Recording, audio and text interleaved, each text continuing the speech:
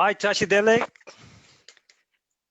Good morning, good afternoon, and good evening to everybody.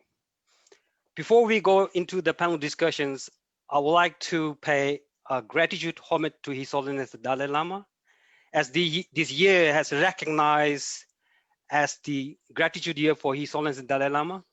So, His Holiness the Dalai Lama is definitely the compassion Buddha, the supreme refuge and the protector. His Holiness the Dalai Lama is one and the only refuge for us transmigratory beings, the direct source of peace and happiness for all sentient beings. Not only are the biographies of previous Dalai Lamas, as well as the present Dalai Lama, enriched and valid quotation proving His Holiness to be Avalokiteshvara, but also this is proven by the manifest qualities of His Holiness, His holy body, speech, and mind, and of course, His holy activities, which pervade the infinitude of space in the nature of great compassion. His Holiness spreads and increases the teaching of Buddha like the rising sun, not only for the people of East, but also for the transmigratory beings in the underlying regions of the West.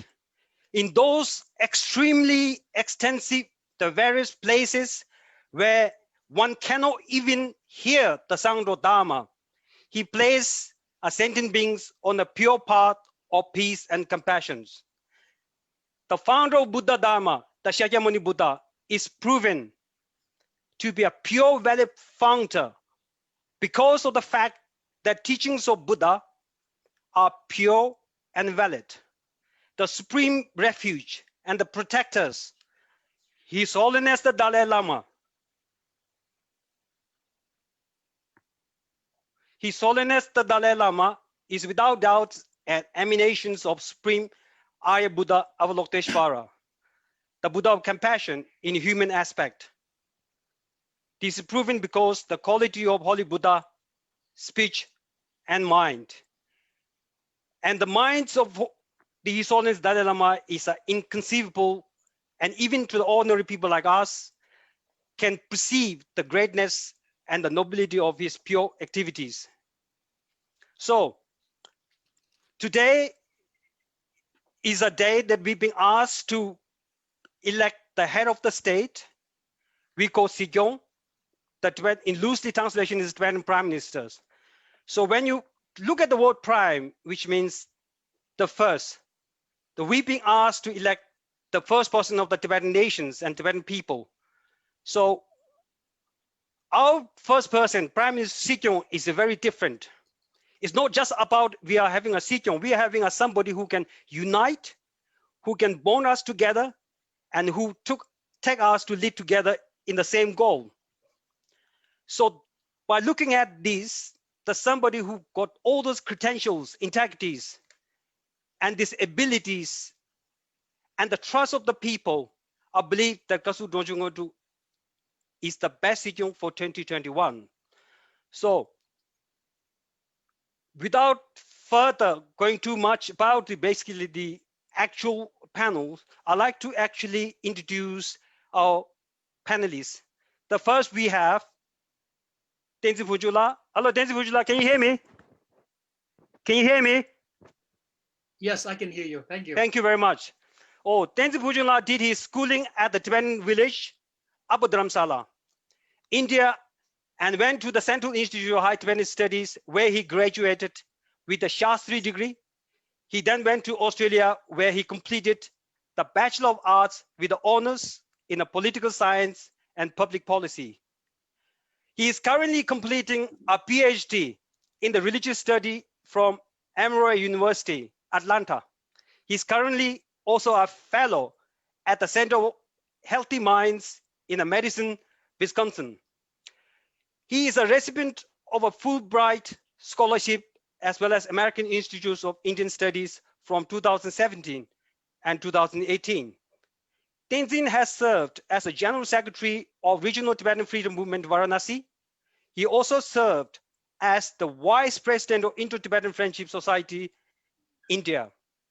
Tenzin has translated our leading Tibetan lamas, scholars around the world in countries like India, Australia, USA, Vietnam. In addition to undertaking our textual translations, he also occasionally taught our Buddhist philosophy and Buddhist classes. Thank you, Tenzila. Thank you. Next, I'd like to introduce Tenzin Pinzo Doring. In a short, it's called Aka ATPD. So, Tenzin Pinzo La was born in Lhasa and fled to India in mid-90s. He attended the Tibetan home school and graduated in 2006, topping CPSC exam.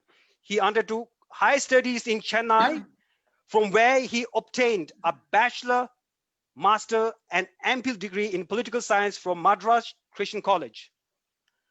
While he is in the school, he was elected and served as both vice captain and the captain in 2005. During 6 years between 2006 to 2009 and 2011 and 2014 of college life, he was elected as an executive and as a president of Tibetan Student Associations, Madras. He was also in a leading executives of All Indian College and Students Mass Movement, and led by 2008, the Beijing Olympic protests in New Delhi. In 2009, he was elected as the chief coordinator and speaker for the third All Indian College Students Conference held in Varanasi. Doring also was elected executive NTPT and served as a general secretary. He also worked at the Tibetan human rights NGOs in Dharamsala. In late 2018, Doring and his family permanently migrated to Australia, where he was elected as an executive and consequently served as the president of Queensland Tibetan community. Soon after 1 year, he was instrumental in bringing a collective activism against CCP, confronting the Uniting Uyghur, Hong Kong Vietnamese, along with the Tibetan activism in Brisbane. And he was founding and the board member of Defend Democracy, where youth icons like Drew Plavo is president. He also founded Tibetan Youth Association Australia. Thank you, Doringla. Next, may I introduce Saurinzila. Saurinzila, can you hear me? Yes, absolutely. Saurinzila was born in Tibet and his early school in Tibet and Tibetan Children's Village, Dharamsala, India. He completed his bachelor's and master's degree in social works and community development from Mangalore University, India. While he studied in Mangalore, he served as the president of Regional Tibetan Youth Congress and the president of Tibetan Student Association. During his tenure as a leader, he was the chief organizer of First All India Tibetan College Student Conference 2006, which is held once every year since 2006. In 2012, he was selected for Tibetan Scholarship Program and graduated in 2015, the Masters in Development Practice at the Development from Emory University, Atlanta. After graduating from Emory University, Tsawang worked as a deputy director at the Tibetan Fund, Dharamsala.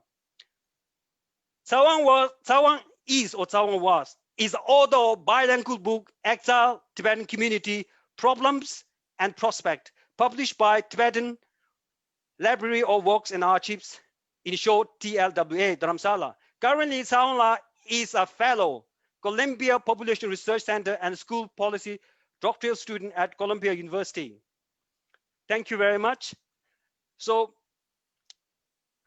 the reason why I introduce my panelists in that way, the reason why is most of these panelists are up and coming, very young and very dynamic, and who has a high regard in the social activism, as well as their short life in this earth. They had done so much work, and I believe that there are what we call you look up to by the new generations. So first, the second round, we are going to have a quick questions for all of you, the same questions. May I ask Saurinzila the first questions? Why do you support Kasur Ngodup Dongchung for 2021 Sikyong?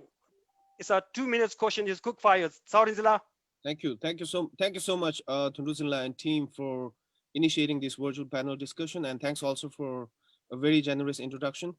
And I'm glad to have this opportunity to share my thoughts on this pertinent issue. I, for one, take this election very seriously, and I studied all the Sikyong candidate with utmost diligence, and finally decided to support Kasur Dongchung. Considering the limited time that I have, I just want to point out one reason why I believe Kasur Dongchung to be the best Sikyong candidate that we have. Uh, I believe one of the most important criteria that we need to look for Sikyong is his ability to retaining the loyalty of Tibetan inside Tibet and the unity amongst a Tibetan exiled Tibetan community outside Tibet. I just came across one opinion poll conducted by, I think, Voice of Tibet, where they have surveyed around 300 likely voters, and one of the top issue for them is the unity, maintaining the unity. I think this is very important. So as far as a loyalty of Tibetan inside Tibet is concerned, it's almost like a roots for of our struggle, and without that there is no any fundamental basis for our struggle. Among all the candidate, I believe none has stronger, really a stronger connection with Tibetan inside Tibet than Kasur Dongchung has. So one clear indication of this is that among all the candidate, Kasur Dongchung is one such candidate that enjoys highest level of support from former political prisoners. I think this really tells a lot of things about Kasur Dongchung as a leader and as a person. I also believe Kasur Dongchung can best retain the unity amongst exiled Tibetan community. The one who, on the other hand, the Chinese are trying really hard to dismantle the unity of our community. And Kasur Dongchung, having had an opportunity to serve as an intelligence officer and later as a minister for Department of Security, he knows how all these tricks are being played by Chinese Communist Party. And unlike other candidate, I think if we elect Kasur Dongchung for 2021 Sikyong, I'm absolutely confident that he will be able to maintain our unity. Thank you. Thank you, Sauranzila. And the same question goes to same question. Sorry, same question to is for you, Pujungla. Why do you support Kasur Dongchung for 2021 Sikyong? Pujungla, can you hear me? Sorry, I can hear you. Thank you. 2 minutes. Thank you so much. There are many, many reasons, but fundamentally, I see two main reasons. As someone mentioned earlier, I also took this election cycle very seriously because of the sort of critical time that we live in, because of the recent Xi Jinping's initiated policy of Sinicizing the Tibetan kind of Buddhism and so forth, and what it could mean for the dilution of Tibetan culture and loss of identity and so forth. But mainly, even though there are so many reasons, I see two main reasons. So the first is basically the moral character and the ethical integrity of the person in question, that is Kasur Dongchung. And the second is his experience at Central Tibetan Administration.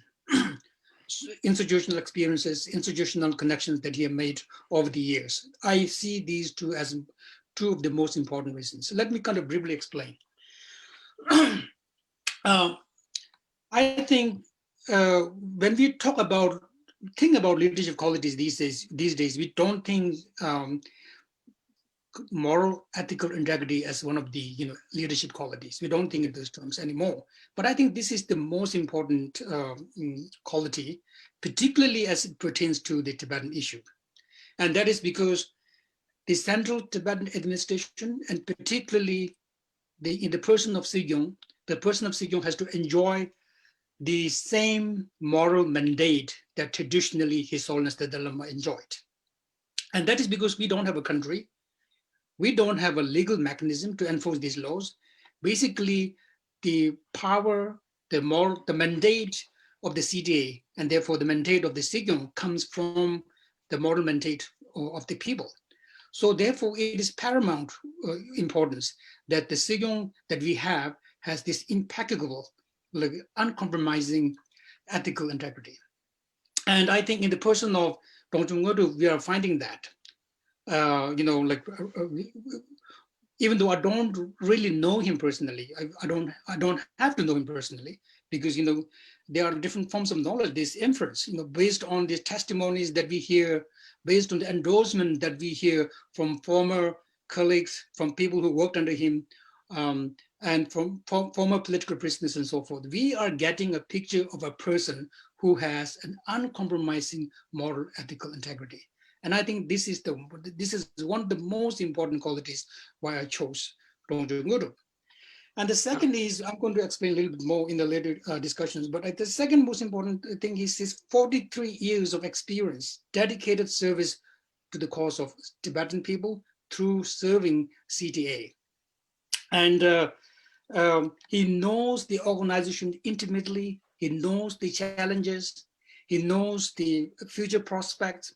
On day one, when he becomes the Sikyong, he's not going to be going into some sort of training for the next 2 years. He knows exactly where he's coming from based on his institutional knowledge of serving the institution for the last 43 years.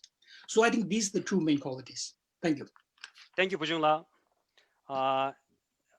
Next, the same question is for you, Tenzin.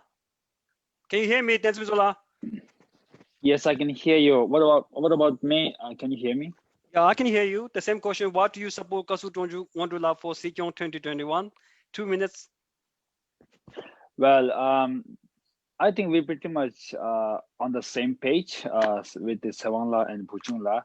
I would just add a few more points within my time frame.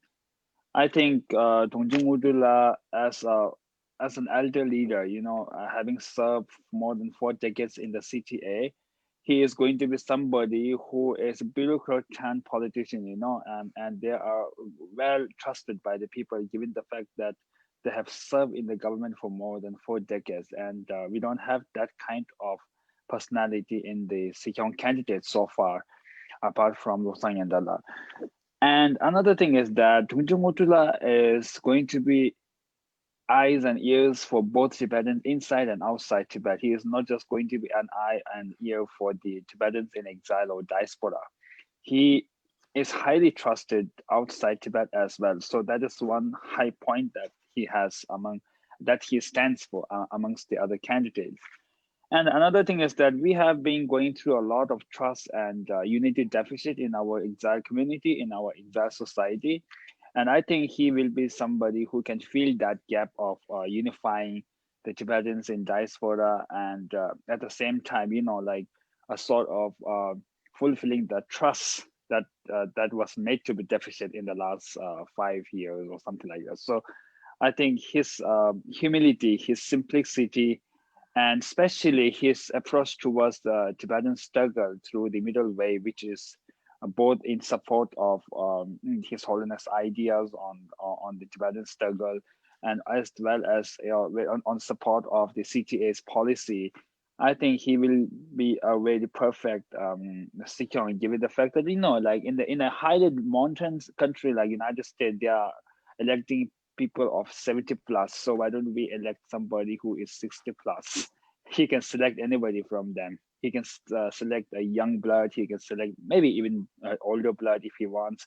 So I think he is going to be a bridge between the Tibetans inside and outside Tibet. That's, I think, what he stands unparalleled among the other candidates.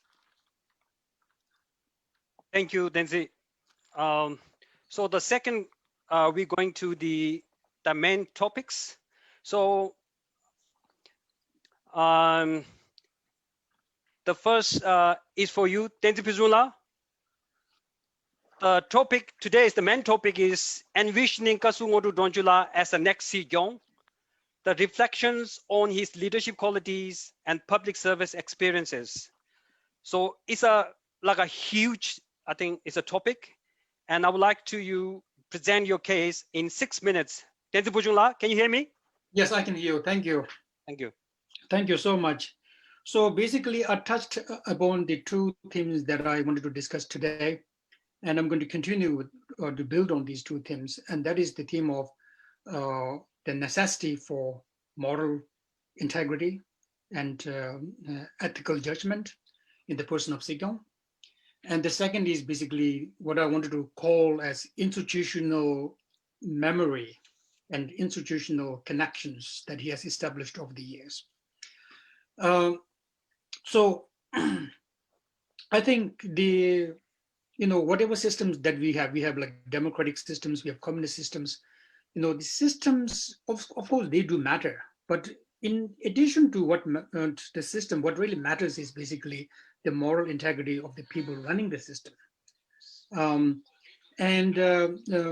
We saw that the importance of moral integrity, the importance of ethics firsthand in the case of mature democracies like United States in recent times. That even though United States has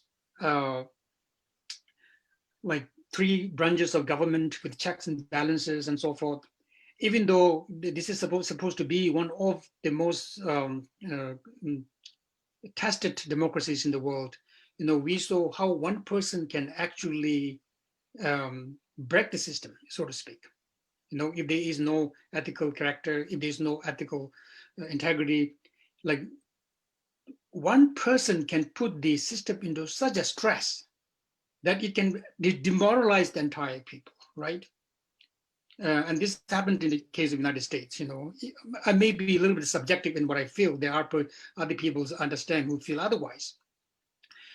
And this is especially the case with respect to the Tibetan case, where our charter is not backed by any enforcement mechanisms. We don't have police force, we don't have military, right? Our charter, more than a legal charter, more than a legal piece of document, it is a moral piece of document. I wanted to argue that, right? It is not a legal document, it is more importantly, a moral piece of document. And so therefore, it is very important for the CTA staff, very important for especially Sikyong, who I think actually inherits the legacy of his also Dalai Lama in terms of politically becoming the leader of a nation, right? So therefore I think the moral integrity, the moral strength of the Sikyong is extremely important. And based on all the endorsements that we heard, verbal as well as written, right? Based on all the testimonies that we have heard, I think we are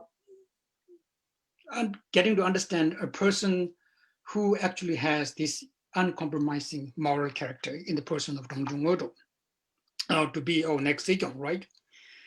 And the first is, in the last 43 years, there is not a single case of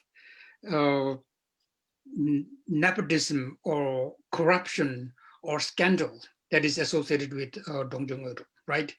That in itself actually speaks volumes about the person's character.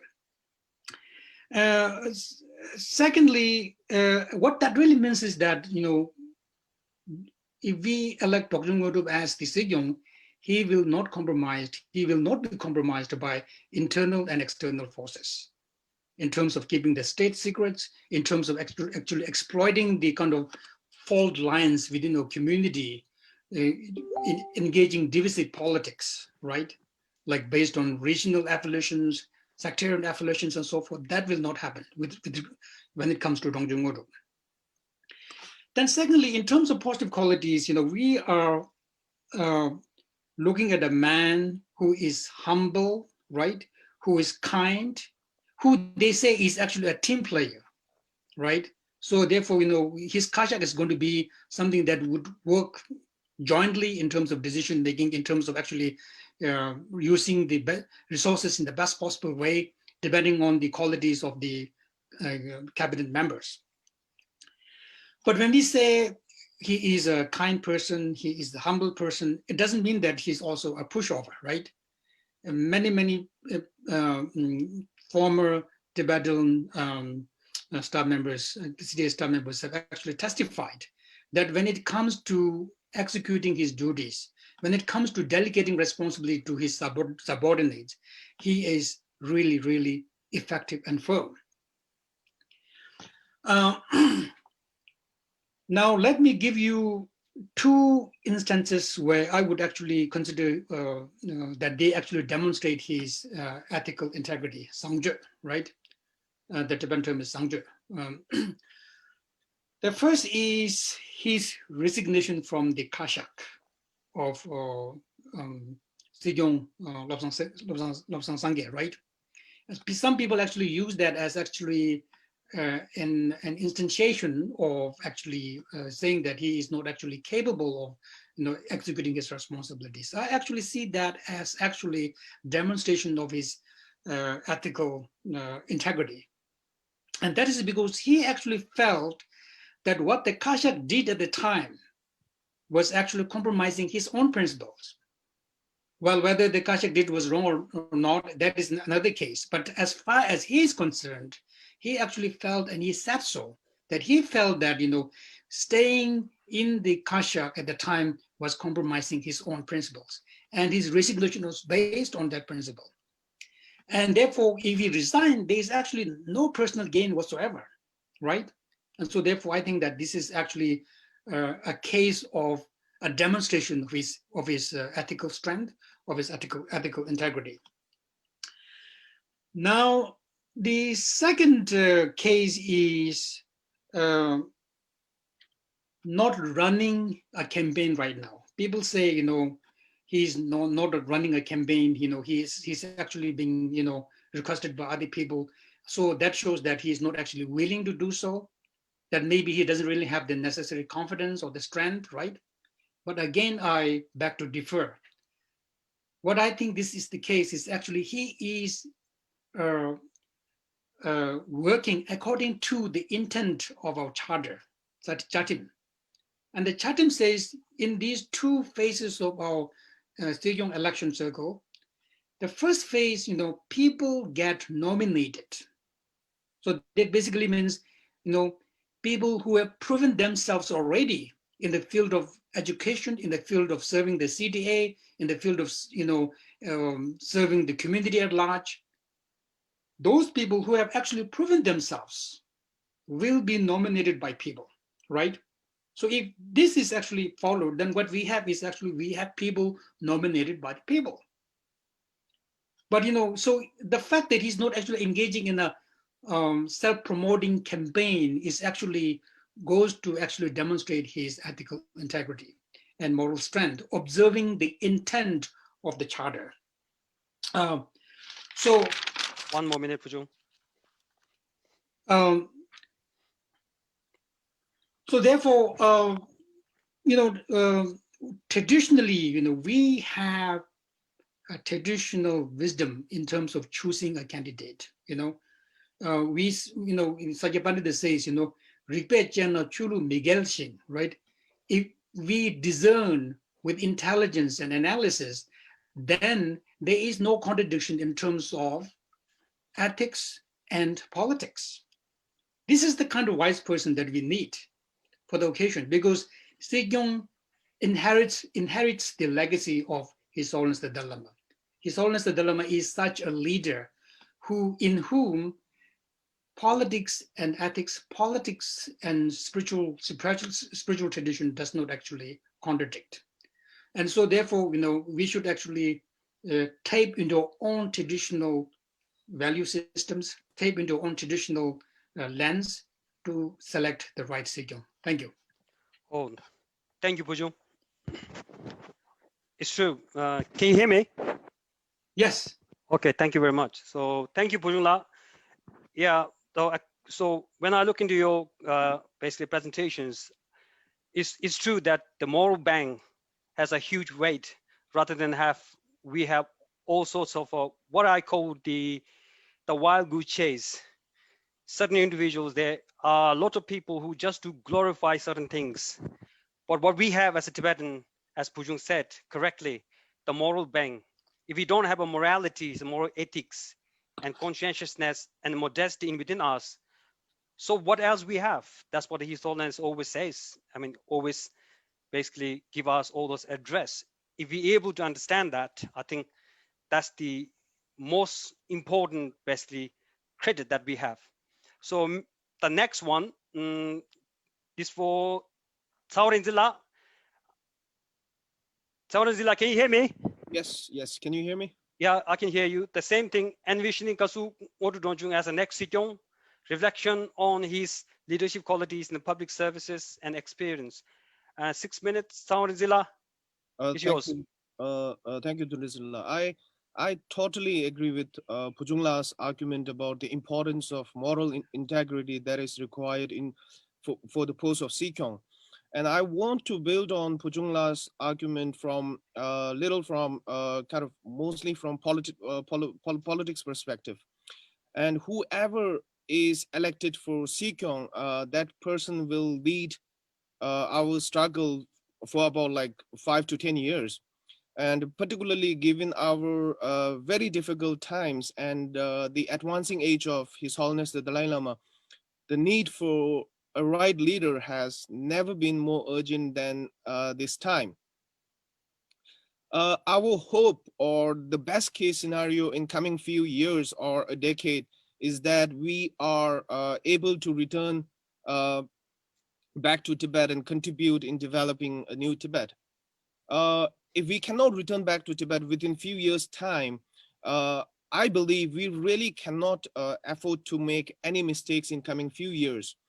As a struggling people, our risk tolerance is extremely low, and given the current situation, I'm of the view that we are better off in long run if for the time being we are able to remain firm and avoid taking any unnecessary risk.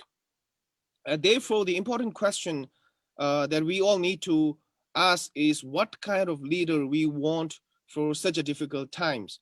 So for me, this is really important question, and the more I think about this question, the more I get convinced of Kasur Dongchung Ngudu's fitness for Sikyong seat.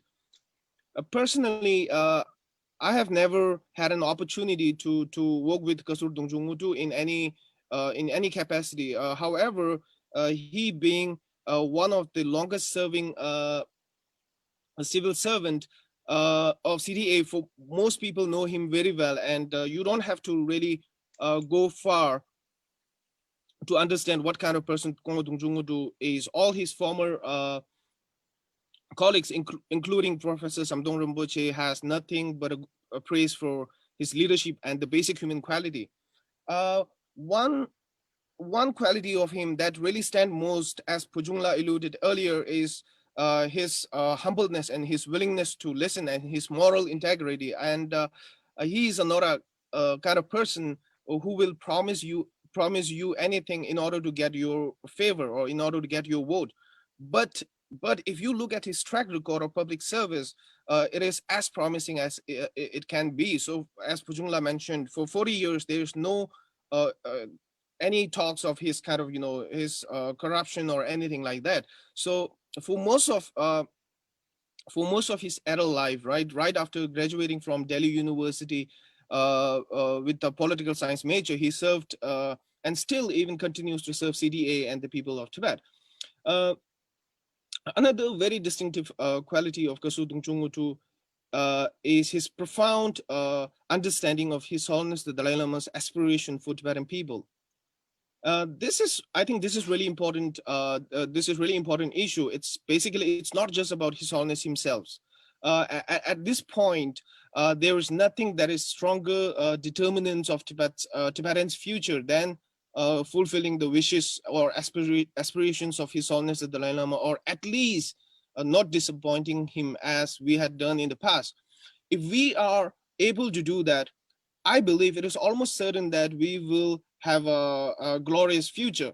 However, if we fail to do that, I think it will be a disaster for our struggle. It is therefore, for me, it's a no-brainer that we need a candidate who truly understands the aspirations of Tibetan people and His Holiness the Dalai Lama. And if you look among different candidates that we have right now, none has served His Holiness the Dalai Lama and CDA more than Kasur Dongchung Ngudu. And I'm absolutely confident that if we elect him, he will not disappoint us in this regard.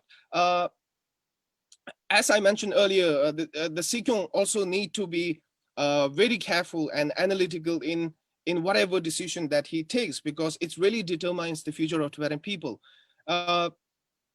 Kasur Dongchung, having worked in the Department of Security as an intelligence officer or as a minister of Department of Security, if you listen to all the testimonies that are being mentioned by his colleagues, he is known for his ability to do a due diligence, and whatever decision he takes on the basis of very fine research and analysis.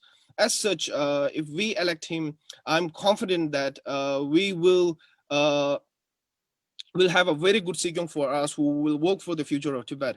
Ultimately, as far as this election or any other election is concerned, the question is really, it's about, for example, let's say if you are going to invest in a company, are you going to invest for a CEO who has a very colorful PowerPoint presentation, or a CEO that has a proven track record of success? And I believe that Kasur Dongchung has a long and illustrious proven track record of good leadership and service, and therefore I have no doubt in offering my vote for Kasur Dongchung for 2021 Sikyong.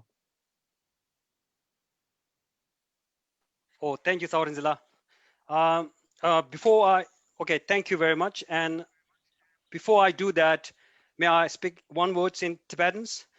아니 당보들라 딘 나로라 간저기 가사 디 다기 gün에기 가서 벽에 돈이 같이니 지게 돌링 남기 요마레세 딘데 지 디버질레 되게 들어와 다 간저기 지단 자신나 통마기 돌링 디 간저 벽에 기 돈에 아니 인지 룽반데 딘데 스파 따지 먹고 당랑기 원에 당랑벽에 딘데 겹교 체도 딘데 간저기 진다 주지기 체 뒤라 니동 니실로라 간저기 딘데 지 땅사래 다 디네게 양 딩상게 쉔게 망보지다 야된제라 디네게 셈토 쳔부 망보치기 다 인지 통네 디네지 슈나 야고 슈지 용사데스 가이스나 다 인지디 nga조기 지당기 잠닝 창메기 계제 셰루 차데레스 오 금젠 딜라 디다 데지 레규 망보지다 때네 nga조기 데리디 nga조기 dakcha다 차장레 인지 통네 인스 오데레스 마 nga지 세시 치요라 아 단다 데기 나로도 망보지기 인지 통네 야난기도 벽에신기 요마레 딘데 망보 수난기도 계시 nga조기 dakcha다 약보 라 요바탄 고츠기요나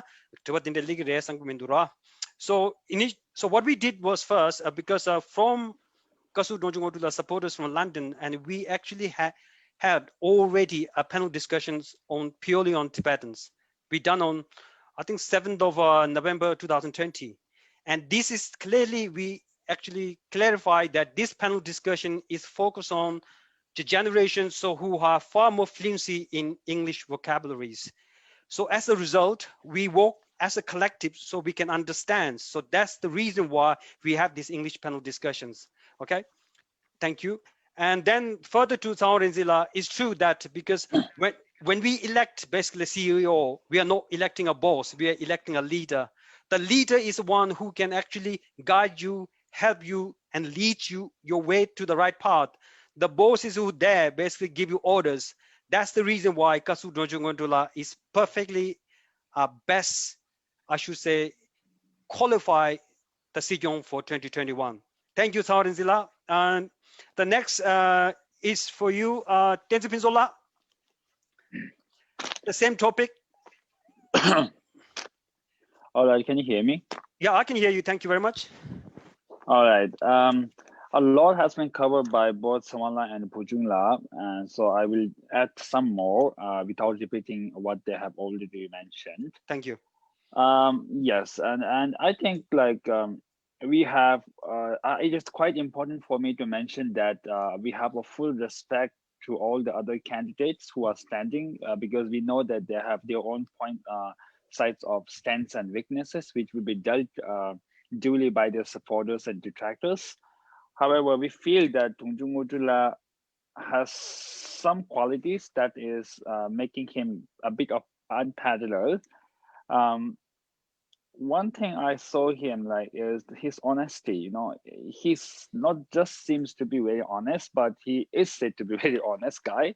So we are fighting a struggle on the basis of truth and honesty.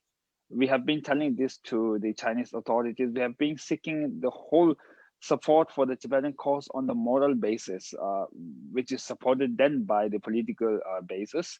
So when we have a leader who has that character, like honesty, humbleness, simplicity, and however, not missing being, like straightforward in dealing with the matters of concern.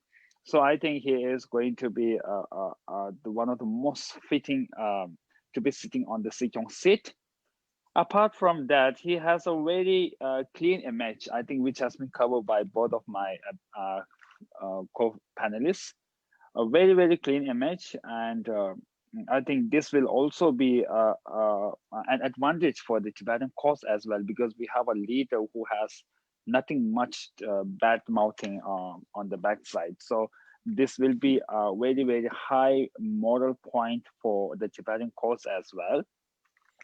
Apart from that, having been a very senior bureaucrat, if you know that there has been a fashion of having a bureaucrat becoming a politician, taking up political roles, and I also remember that in India it happens a lot where the bureaucrats, when they become a minister or when they take the political role, they can do it far better than those who have not been part of the bureaucrat or the civil servant.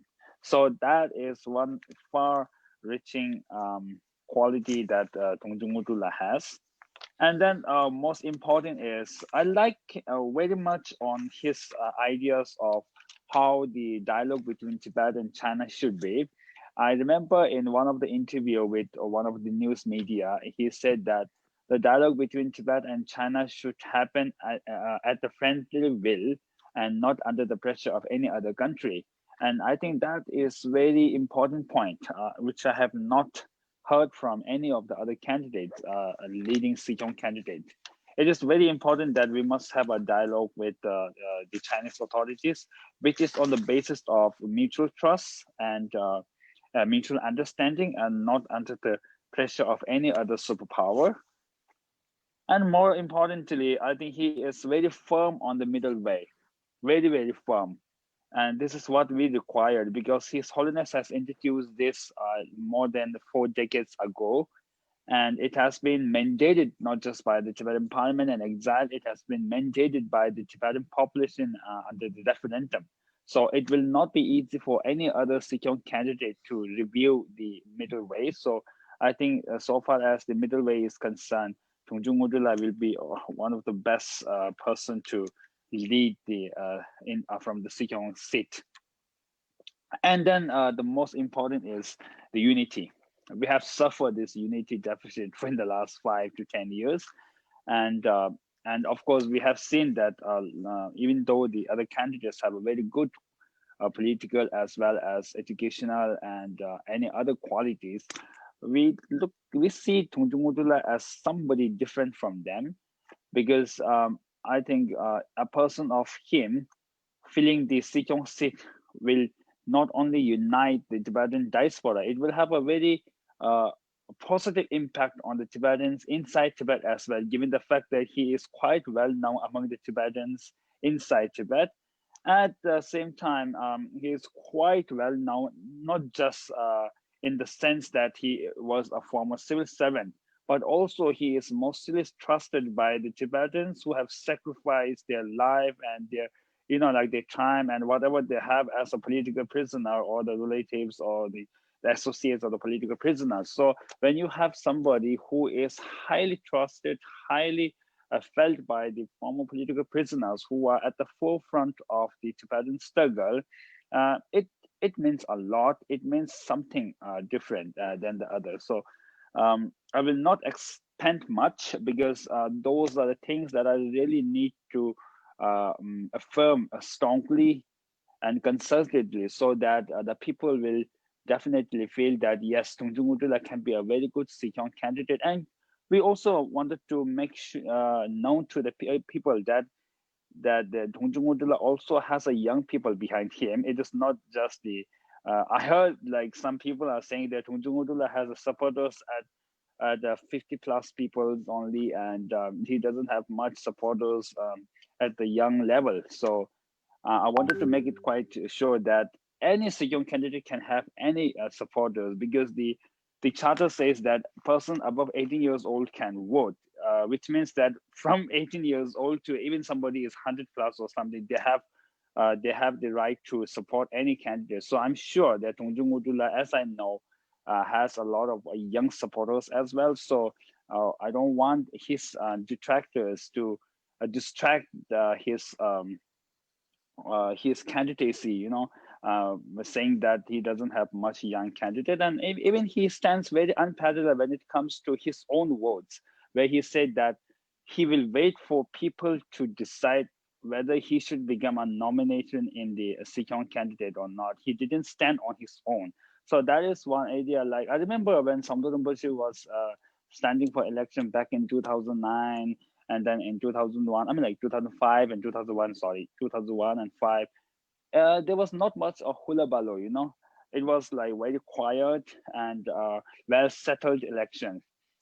We as Tibetans in exile community, we are very different from those that have a country, those that they have their own government. So our Central Tibetan Administration organization stands on the basis of morality and the moral authority. It doesn't stand on the basis of the political authority. So we must understand that if we do not act morally, we will lose our moral support. And when we lose the moral support, we are losing every support that we should have. So that's where I want to stand. And that's what I want to mention. And I wanted to connect to the young people that they must also listen to what Dongchung Ngodup has to say. Without I found by my own research that some of the young Tibetans, they are not listening to Dongchung Ngodup much at some point of time, because they think that should look for the younger generation. Of course, it is not like that. The charter says that anybody who is above 45 can become Sikyong, which means that a voter must listen to every candidate regardless of their age. Thank you so much. Oh, thank you very much, Doringla. As you say, you make it very clear that they're saying in English, there's all glitters and no golds. So, for example, when you go and buy a gold, what we do, we burn that, and what else? We cut it, or we just rub it. So we can find basically the purity of the gold. So when it's a real gold is that. So I think it's very important for every generation, whether you are young or it doesn't matter. But we need to understand the purity of that gold. When you have such, the incredible candidate you have, and who has the mandates from Tibetans from all over the basically province, he hasn't got any issues of provisionalism, sectarians, regionalism, somebody who is being highly regarded from all the people from 3 regions and the 4 sects or religions, so forth. So that's why I think it's an opportunity for us now or never. If we miss these opportunities, as say in English, tide and time wait for none. Once it's gone forever. Okay, thank you very much. So next, may I call Kenzi Pujunla? Can you hear me? Yes, I can can you hear me?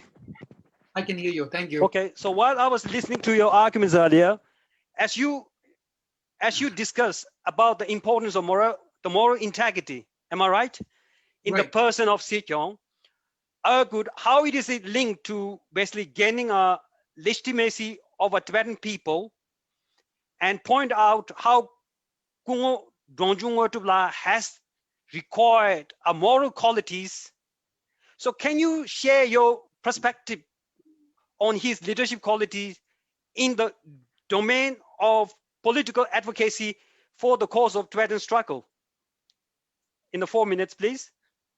Thank you so much. Again, I referred to this earlier. When it comes to his political leadership, we have to think it from the perspective of his institutional memory and institutional connections that he has built over the time. So when I say institutional memory, what I mean is like somebody who was there right from the inception of CDA has been through all the challenges, right? Knows, what are the strengths, what are the weaknesses, what we have to do as an organization.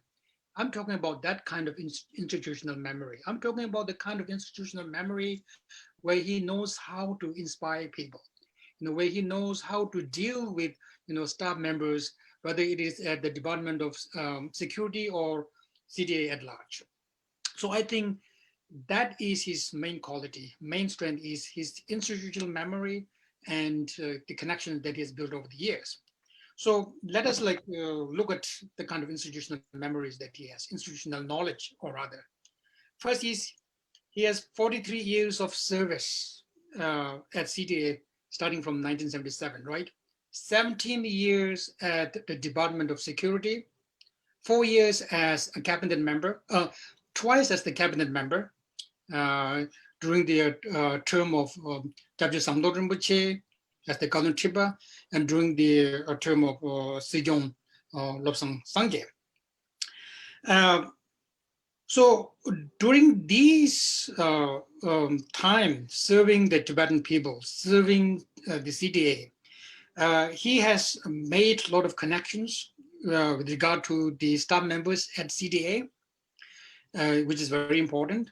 He has made a lot of connections with the Indian government officials, especially relevant agencies like the Secret Service of the Indian government. And also he has made a lot of connections with the Tibetans in Tibet. So how are they going to turn into these connections? Are they going to turn into his leadership qualities, right? I basically see a couple of areas, political areas or domains where a Sikyong has to be involved very intimately. The first is guaranteeing the security of His Holiness the Dalai Lama. I think it is not an exaggeration to say that securing the safety of His Holiness the Dalai Lama is the single most important duty of the Sikyong, right? And who else is a better candidate, more qualified candidate than Dongchung Ngodup? He is starting as a low-ranking clerk at the Department of Security. He has served the department for the last 17 years, rising up to become its leader, actually, the secretary of the CTA, right? And then he also served as the Kalin of the Department of Security. So I think when it comes to the safety of His Holiness Dalai Lama, Kalin Dongchung Ngodup is by far the most qualified candidate, right? So this is one domain of activity. Now let's look at the second one. Second is, I think the second most important thing is monitoring the situation in Tibet and building connections with Tibetans in Tibet, right? And why that is important? Because CTA actually exists for the vast majority of Tibetans in Tibet. We are in exile as living in free independent countries. We are the spokesperson. His Holiness has said many times, right? We are the spokesperson for the Tibetans in Tibet. Our existence or its kind of moral ground based on our assumed responsibility that we are speaking for the Tibetans in Tibet, right? So therefore, monitoring the situation in Tibet and building connections with the Tibetans in Tibet, that is, I think, again, a very important duty of the Sikyong. And again, who is more qualified than Kalin Dongchung Ngodup in this regard, right? Since he went to Tibet on a secret mission in, I think, 1983, right? Where he met with a lot of underground youth organizations such as the Taktuk Chokpa and so forth. He has maintained a close connection with Tibetans in Tibet. And he has built up such a good relationship with Tibetans in Tibet that over the years, former political prisoners who came from Tibet to India and Tibetans who recently came from Tibet, they all have so much of an admiration to Dongchung Ngodup, right? we look at some of the verbal endorsements, we look at some of the written testimonies, and they all actually talk about what kind of person he is. An ethically sound person, a person who can actually be trusted with secret information, a person who can actually execute his responsibilities, right? Well, I have a kind of a story to tell here, and I'm sure most of you have heard about it. There's a saying that, I've heard it from reliable sources, that Tibetans in Tibet, when they send a letter to India, some sort of secret letter to India, they say that if you find His Holiness, please give it to him by hand. If not, please give it to Debje Samdor Rinpoche. If not, please give it to Dongchung Ngodup. And if you can't find three of these, please bring the letter back, right? And I've heard this from reliable sources, and I think this kind of goes on to demonstrate the kind of trust that Tibetans in Tibet actually Tibetan place in the person of Dongchung Ngodup. And I think the third area of political activity or political activism is basically the CDA itself, right? And the morale of the CDA staff is very, very important. If there is perceived nepotism, if there is perceived corruption, if there is perceived scandal, and I use the word perceived intentionally because I'm not saying or implying that there has been corruption or there has been nepotism, but even if there is perceived nepotism, right, then it actually degenerates, destroys the morale of the CDA staff. And all we have is the morale of CDA staff in order for the CDA to be successful. And again, if you look at the testimonies of the former staff members of CDA, especially people who work directly under him, people at the Department of Security, we are actually finding a person in the person of Dongchung Ngodup, a person who can be trusted, who is trusted, who can inspire loyalty, who can inspire,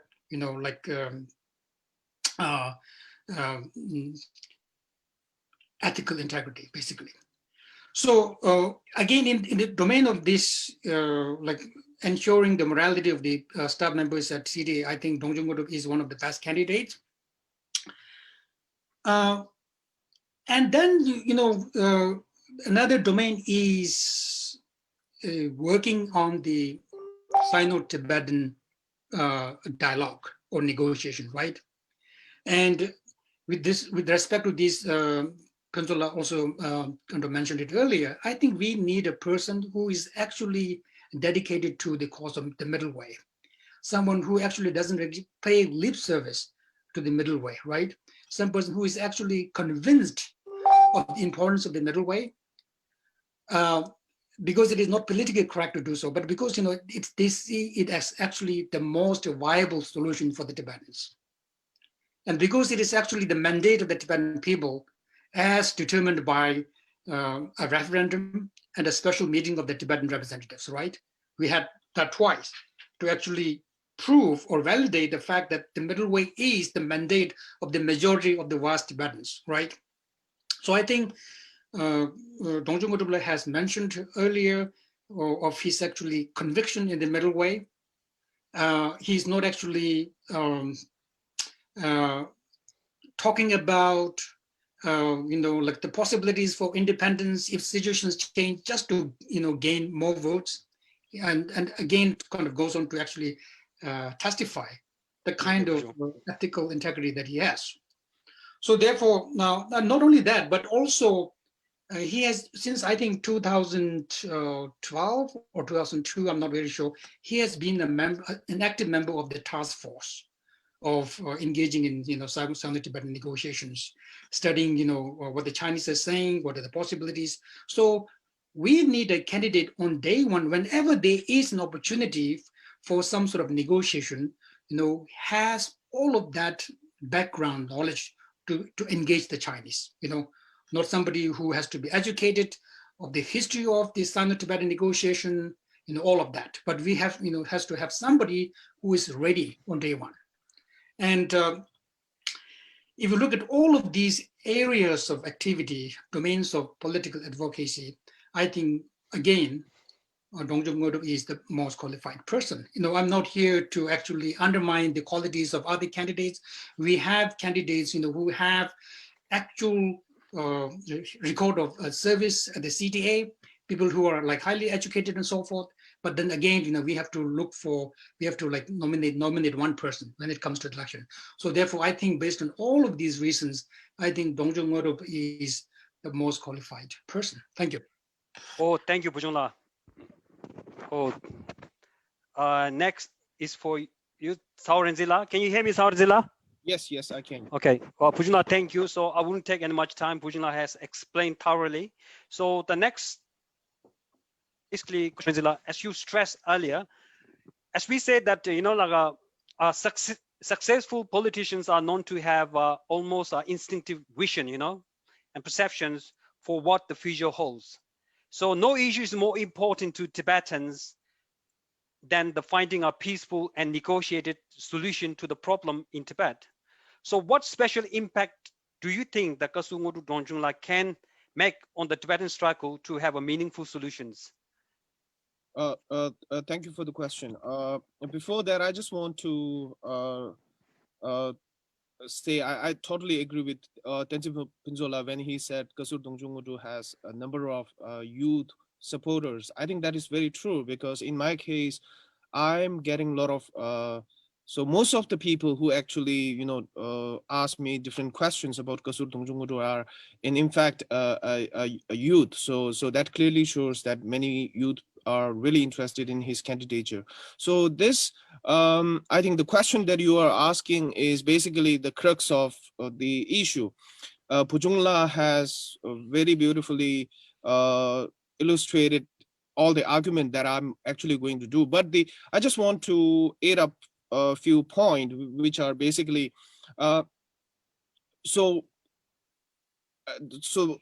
particularly, I'm really concerned about Tibetans inside Tibet. Those 6 million Tibetans are waiting day in and day out for the return of His Holiness the Dalai Lama to Tibet. And if you read the last words of many Tibetans who burned themselves, one of their most fervent call is for the return of His Holiness the Dalai Lama and freedom for Tibetan people. This is, I believe, this is fundamental duty of exiled Tibetan community, and we do not have any other choices but to resolve this conflict through dialogue. As Pujungla mentioned, the most active engagement with the Chinese leadership happened during between when Samdong Rinpoche was Kalyon Chipa from 2002 to 2009. There were 9 rounds of dialogues between the Tibetan team and the Chinese leaders. And one of the most important, in addition to leadership of His Holiness the Dalai Lama and Kashag, the most important body which really looks at the Sino-Tibetan negotiation is Task Force for Sino-Tibetan Negotiation. And among all the candidates, Kasur Dongchung Ngodup is one of the longest serving member of that particular task force.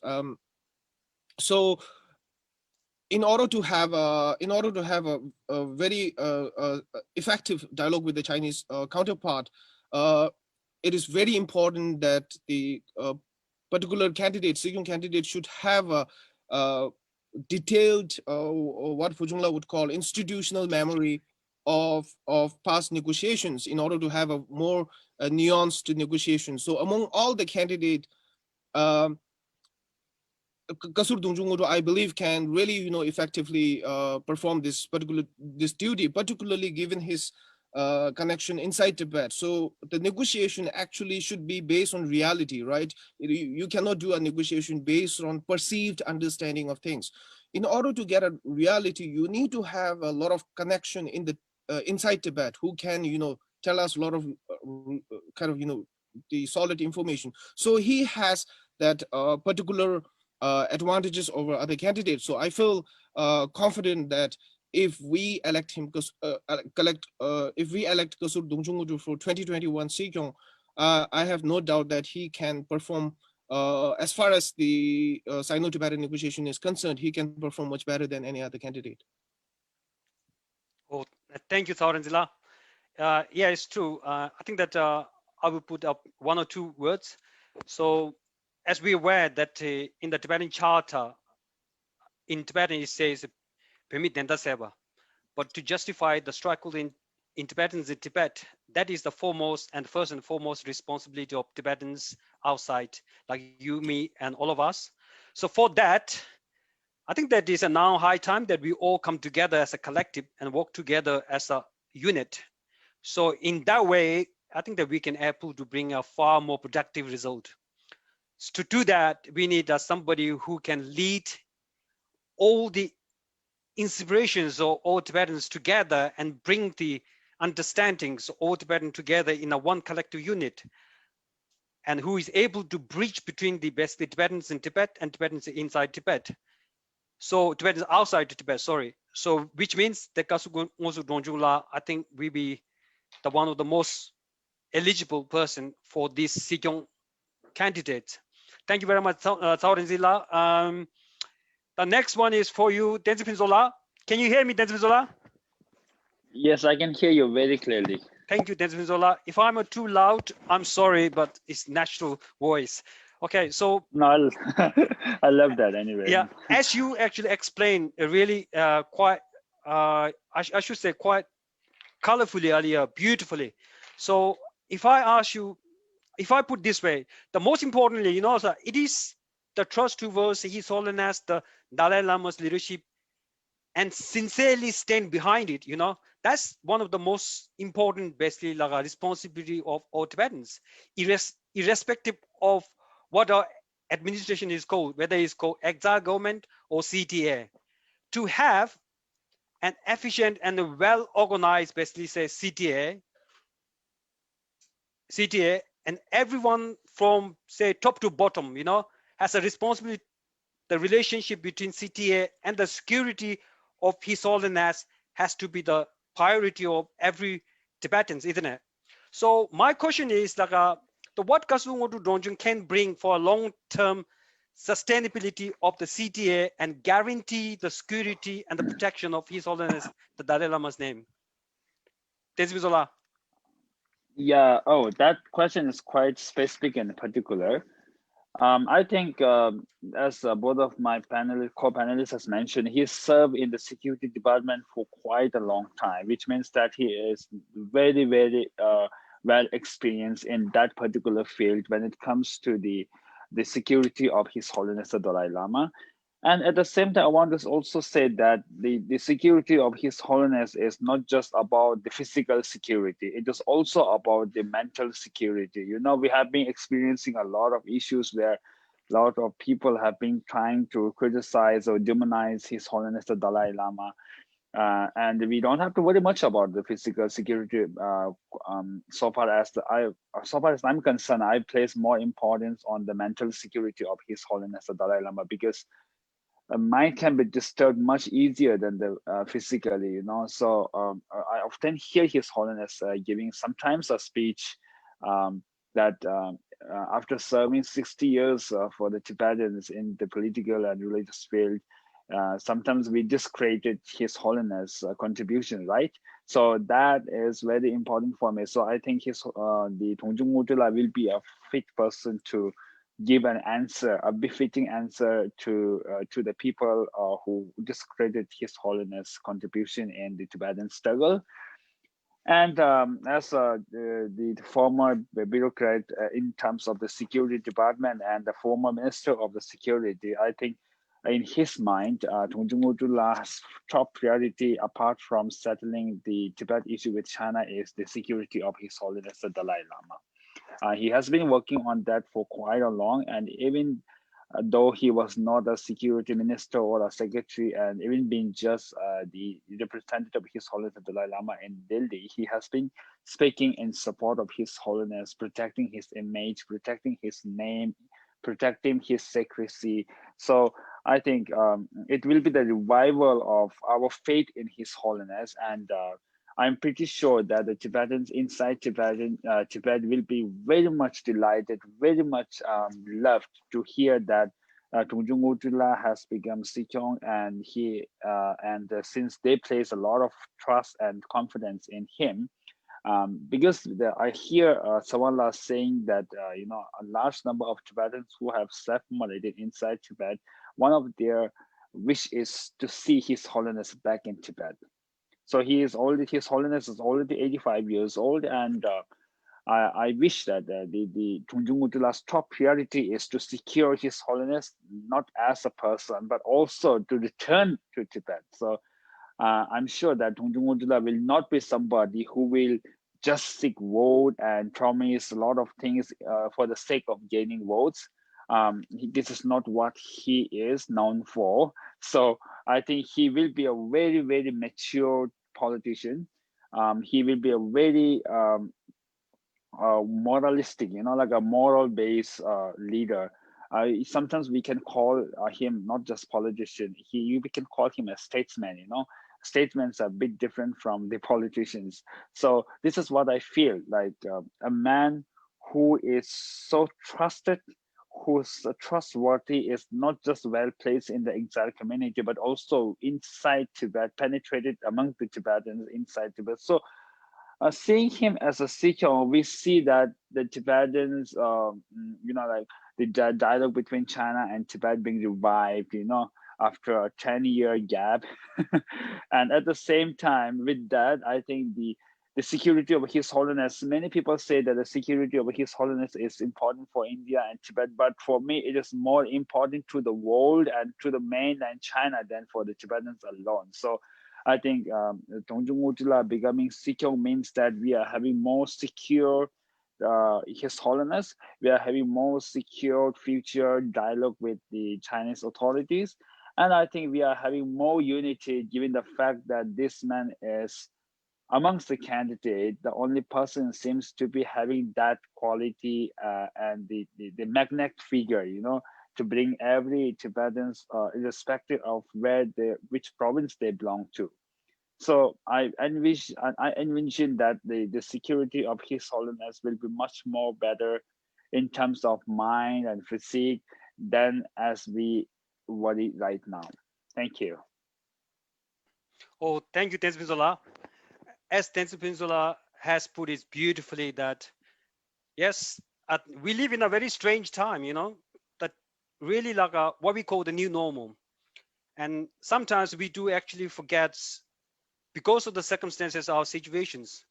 As being a Tibetans, I think it's very important to recollect who we are sometimes. So once we're able to recollect who we are, and we be able to actually go back to our roots. So here, what we talk about is His Holiness security. His Holiness not only just belong to Tibetans, as His Holiness already said. His Holiness is a global figure. And also on top of that, it's so lucky that we Tibetans have such a wonderful, charismatic, loving, compassionate, I call the guidance, teachers, leaders, and quite a few actually writers from outside Tibetan diaspora, They say that the Tibetan has a leaders, they don't have a subject. So if we actually look into it, we need to actually learn a lot about it, because they admire such a leader that we have. So it's not only just like when people defaming His Holiness, because they cannot move. I said the single piece of hair of His Holiness, people say defaming any words of His Holiness. But what happens to it really hurts the peoples who really have a strong faith and followers like you and me, all of us. That hurts our feelings, because they don't have a right to hurt their feelings, because that's the reason why it's so important to protect His Holiness names, and His Holiness security is at the top of the list. So thank you very much. And next, the next is for Pujungla. Can you hear me, Pujungla? Yes, thank you. I can hear you. Thank you. Okay, thank you very much. As you actually presented quite beautifully earlier, so my question is, Pujungla, you presented actually the quality of moral strength, isn't it? And the political experience and the connection that Kasur Ngodup Dongchula has, and convincingly argue why he is perfect candidate for this position, yeah? So what would you say to people who think that the question of who becomes Sikyong is not too critical, that we are an evolving democracy, that that whosoever become the Sikyong, we will learn and progress goes by time, like, so that's what I mean is basically, can you explain what you really mean by that?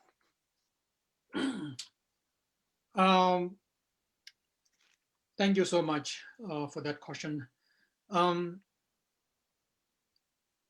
Time is really critical for the Tibetan cause, Tibetan issue.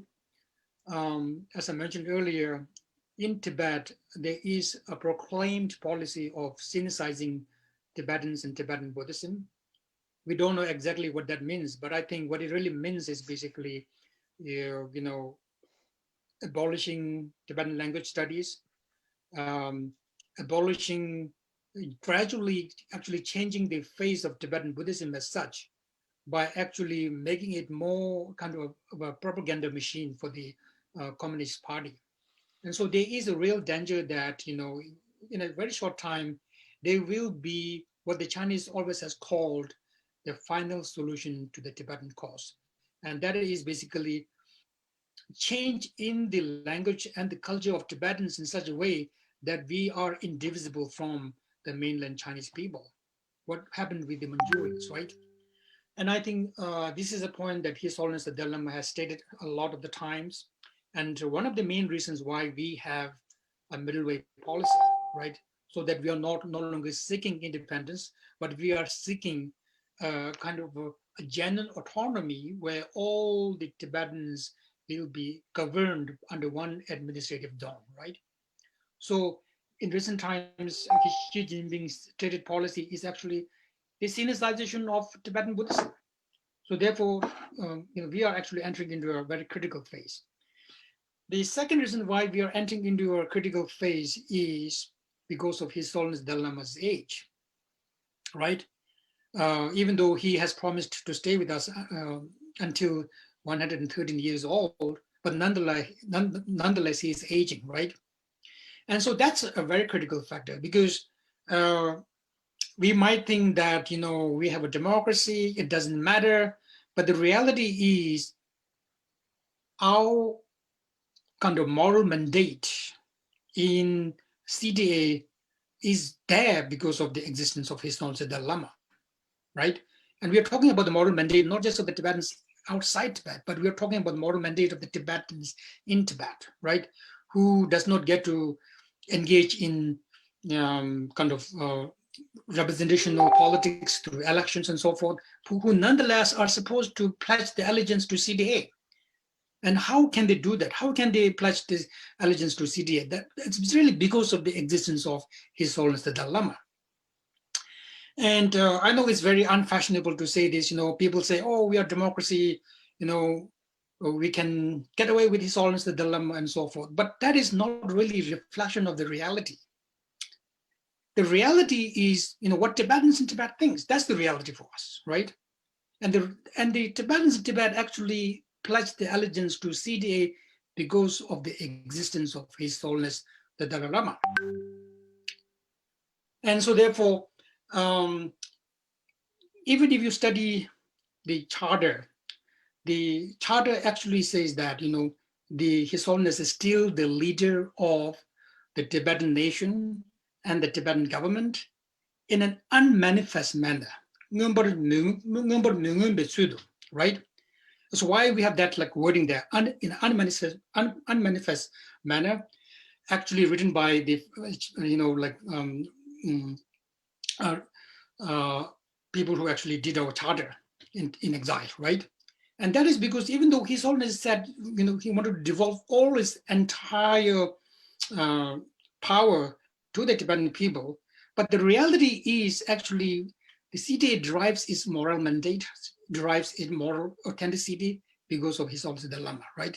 And that's why, in the charter, there is actually an understanding that His Holiness is still the unmanifest leader of the Tibetan government and Tibetan nation. A lot of people don't actually pay attention to this. It is now fashionable to say, we are into an era of democracy, and if we are actually against His Holiness, somehow we are being democratic, right?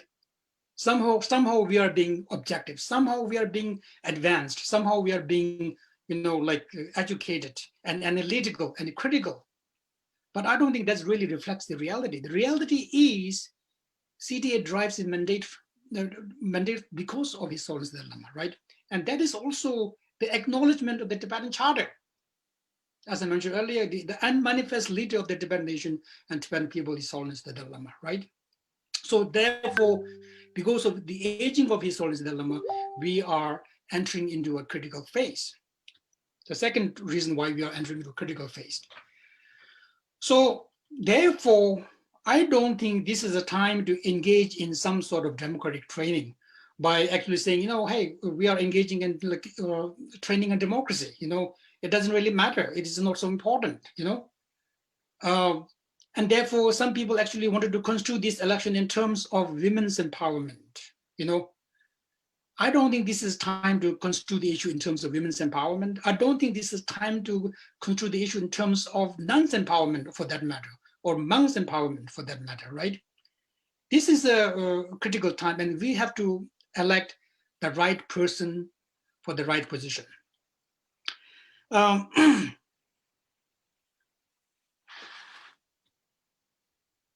And so, as I mentioned earlier, and like my co-panelists also mentioned, one of the main strengths of Dongchung Ngodup is actually his ability to bring unity. He is not engaged in divisive politics, but actually playing divisive politics in the name of unity, right? We have seen that. People actually playing divisive politics in the name of unity. Divisive politics based on regional affiliations, divisive politics based on sectarian affiliations, right? So we will not see that anymore. And he has clearly stated that in his guidelines. He has clearly stated that not to play divisive politics. So we are going to enter into an era where we can actually hope to find a united community in exile, and therefore a united people between the Tibetans in Tibet and Tibetans in India. So therefore, we need a person who can actually go according to the will of the charter, who will go according to the will of His Holiness the Dalai Lama, right? And as I mentioned earlier, to go according to the will of the Dalai Lama is not undemocratic. Right? That is not undemocratic. That is to be the most democratic as possible, because that is the will of the Tibetans in Tibet. And that will is enshrined in the constitution as well. So the will in the charter and the will of His Holiness the Dalai Lama are not actually two different things. So, I think Dongchung Ngodup is somebody who actually firmly believes in the middle way, will directly implement the policies enshrined in the constitution, in the charter, and will not actually, play politics just to gain votes, right? As demonstrated by his guidelines. And then lastly, I wanted to mention the importance of humility, right? A quality that he has. Even as he is highly experienced, highly educated, back in the days, he has a Bachelor of Arts in Political Science, when most of our people didn't really have kind of formal education, right? So he's highly educated, he's highly qualified, but nonetheless, people know him by his humility. And this humility actually presented himself in one of his guidelines, where he promised that if elected, he is going to choose as the column for the Department of Information and International Relations a person who is educated in the Western sense and who has exposure to international politics, right? So we are entering into a kind of era where there is going to be a team play, right? And so this is also one of the most important strengths. And finally, I wanted to mention, the importance of maintaining the unity within the Tibetan community. Our unity is destroyed by internal and external forces, and we, a lot of money, a lot of energy is spent by CCP to actually destroy the unity, of the Tibetans in India and Tibetans, between the unity of the Tibetans in Tibet and Tibetans in India or in exile. So we need a person who can effectively engage in counterintelligence, right? To be able to identify areas of danger where like, there could be like foreign agencies trying to disrupt the unity that we have and so forth. I think Ngudubla's years of experience being in the Department of Security, right? He is the most fully qualified person to be able to do that. So therefore, by all means, do your research, right? And if our arguments are convincing, please go and vote for Dongchung Ngudubla. Thank you. Thank you, Pujungla. It was very intellectually articulated in such a way that if you really want to listen, really want to understand, like the qualities and attributes of Kasur Dongchung Ngudubla, I think that the what you put, I think is enough, I should say. So without I make any more points and comments, may I come to Saurenzila? Yes, please. Okay, Saurenzila. So this is a very, it's a general question. So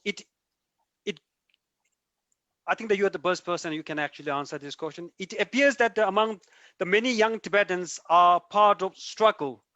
They have a certain, like apprehensions and preconception about, I should say, our struggle. There are certain doubts on a certain issues which not being clarified. Such notion can be seen through speeches as well as writings and poems, so forth. The preconception idea is that to strive for independence is to contradict, to go against the middle way approach. So what is the perception of Kasur Dongchung regarding these misinterpretations? Saurenzila. Sure. I think this is really important question. I, for one, personally, I believe those who are advocating for complete independence and those who are supporting the genuine autonomy for Tibet are similar to two arms of same body.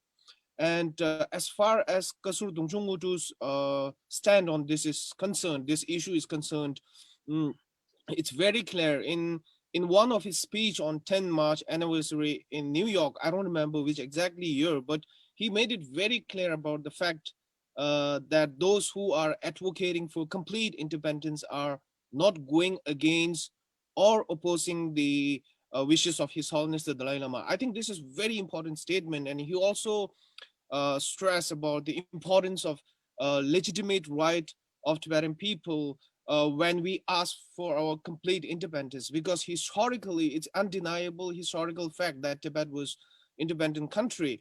And he also made that particular principle, that particular openness, that particular stand very clear in one of his recent interview. I think it was on Voice of Tibet. So this kind of open-mindedness or willing to accept others' view is one reason I really support him. Now, as far as current stand of CDA is concerned, our demand for a genuine autonomy for Tibetan people remains same as earlier. In my view, I'm firm believer that this decision was not made out of desperation by His Holiness Dalai Lama, as someone recently argued. In fact, I believe it was made on the basis of geopolitical reality of that time. That's really important. We need to really understand that. And such reality has not changed. It still remains, and hence the stand of CDA remain unchanged till now, right? It's still the same. It is really hard to anticipate or to predict what kind of new reality will fall upon us in next few decades or so. But the new reality, I'm absolutely certain that we will have a new strategy, or we will have a new demand. That is, I think, bound to happen with new kind of reality. So when such new reality appears, our principles or our asks will definitely change. So one particular distinctive quality of Kasur Dongchung Nguduk is his, as I mentioned before, his openness for all sort of idea, and his careful and very analytical mindset. Even even if, even if, let's say, in worst case scenario, we remained exiled for another 10 or 20 years, I have no doubt that we have to take a lot of new decisions. And as far as Kasur Dongchung is concerned, I'm very confident that if he were Sikyong for the next 5 to 10 years, he will make all the outcomes, all the policy decisions that he takes will be an outcome of careful analysis and deliberation with our best interest in his consideration. So I'm not really worried about his Sikyong if certain very challenging times come. So I'm absolutely confident that he will able to take us through the right path. Oh, thank you very much, Sarazila. Short and precise. What we say that when you play the darts, we can just hit the ice ball, and that is precisely that you've done it. Thank you very much. Yeah, it's true that Tibet was independent, and there is no argue about it. And what Sawanla just now made is absolutely clear as crystal. So I wouldn't go into further. So may I actually, is for Tenzin Zola? Can you hear me? Can you hear me? Oh yeah, I can hear you. I was just unmuting it. Okay, sorry. Okay, so so it's just basically as you actually discussed earlier about the importance of Tibetan cultures and language and those things. You touch a few bits. So may I ask you this question? Actually, say that like as I heard before that there is the writer, poet called Rita Mia Brown, an American novelist, basically poet and activist, right? Language is the roadmap of culture. It tells you where its people come from and where they are going. For Tibet, Tibetan language is the key to our communications, our cultures, our religions, and our national identity. It has been crushed under the Chinese rule. At the same time, the exiled community face a huge challenges in the preserving the language due to large migrations of Tibetan people in different parts of the world, particularly in the West and Europe, where the usage of the Tibetan language becomes insignificant, especially among the Tibetan youth or young generations. If this current trend continues, very soon we might see a demise of our language, our culture. So we are now at the very, I say, turning point, the crossroad of our struggle to survival of Tibetan language, So what do you think that Kasur Dongchung Ngudula can bring a special impacts to save the basically the extinction of Tibetan language in these very critical times? Well, that's quite important for me as a student of political science a few years back. We said that, for every political struggle, there is an identity that needs to be recognized. And without identity, you cannot fight for any of the political struggle. It comes down to some sort of identity, whether it is about a culture or whether it is about a language or whether it is about the tradition itself.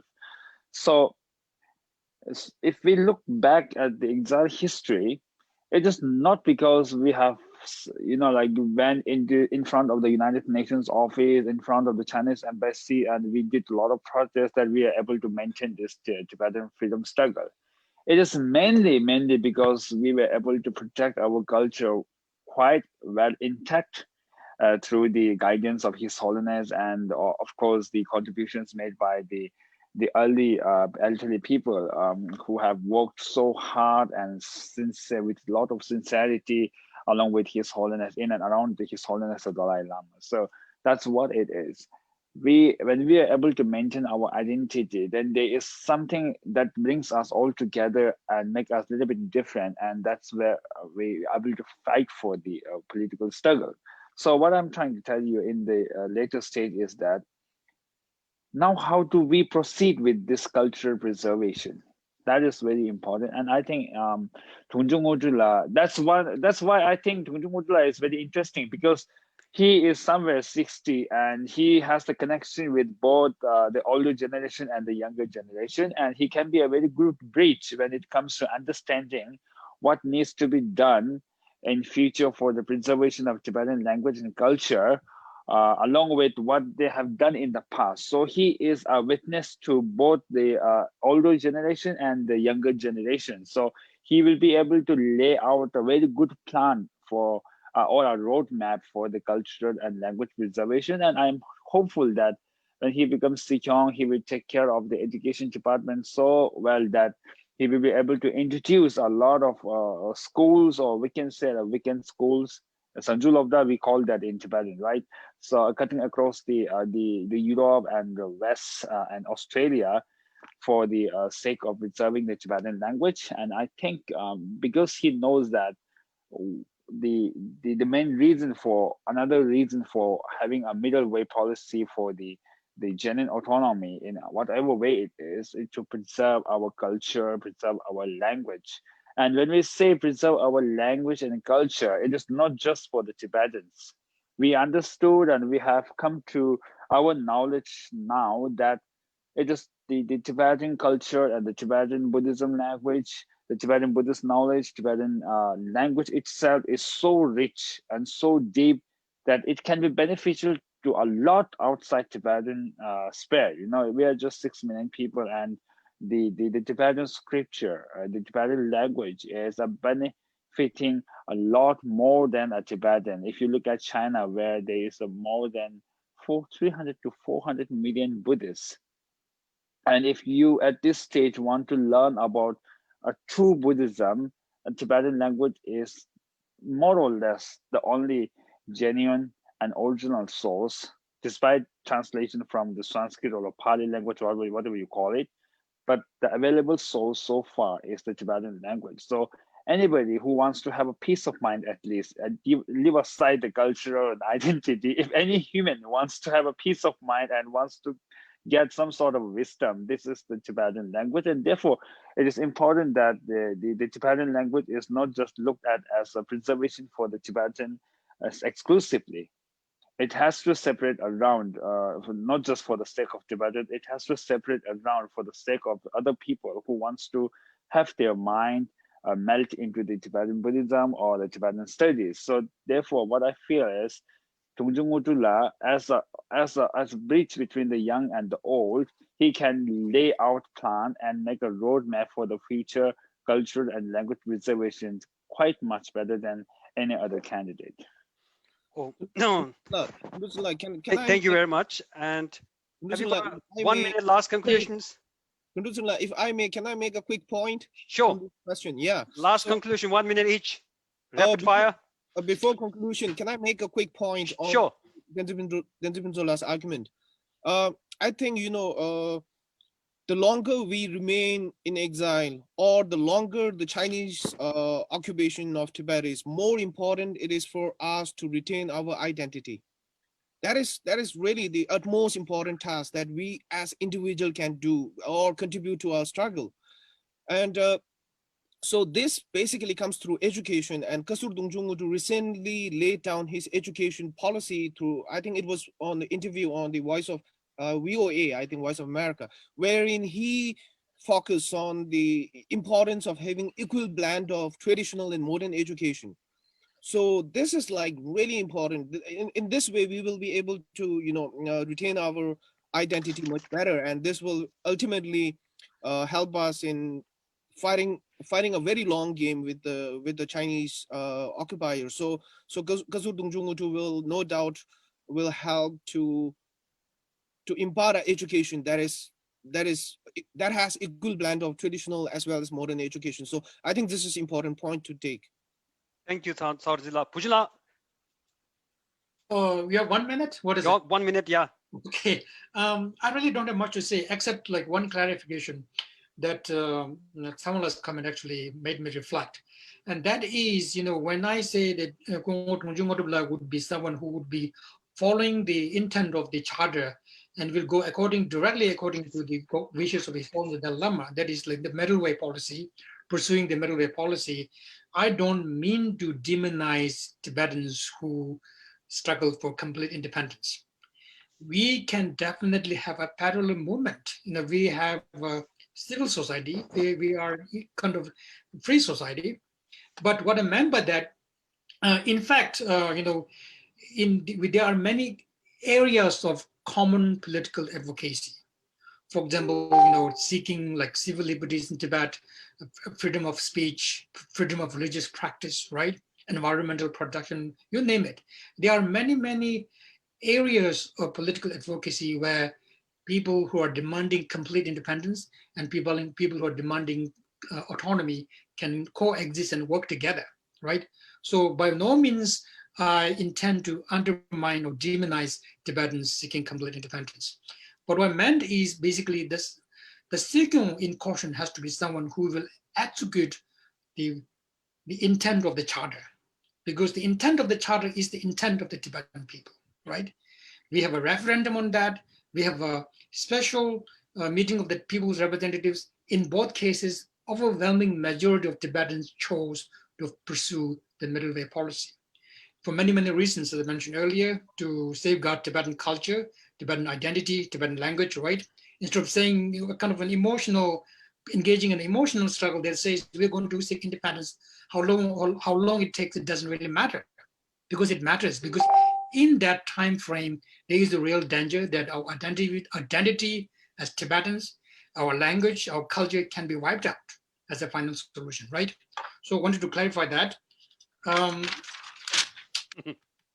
And then I really wanted to also clarify that when I say moral integrity or moral ethical integrity, I don't mean that person has to be religious, whether it is like Buddhist religion or some other religion, it doesn't have to be religious, but along the lines of what His Holiness terms as secular ethics, right? And that basically means common decency, humanity, kindness, integrity, honesty, all of that. And that is a required quality, not necessarily somebody who believe in a particular faith.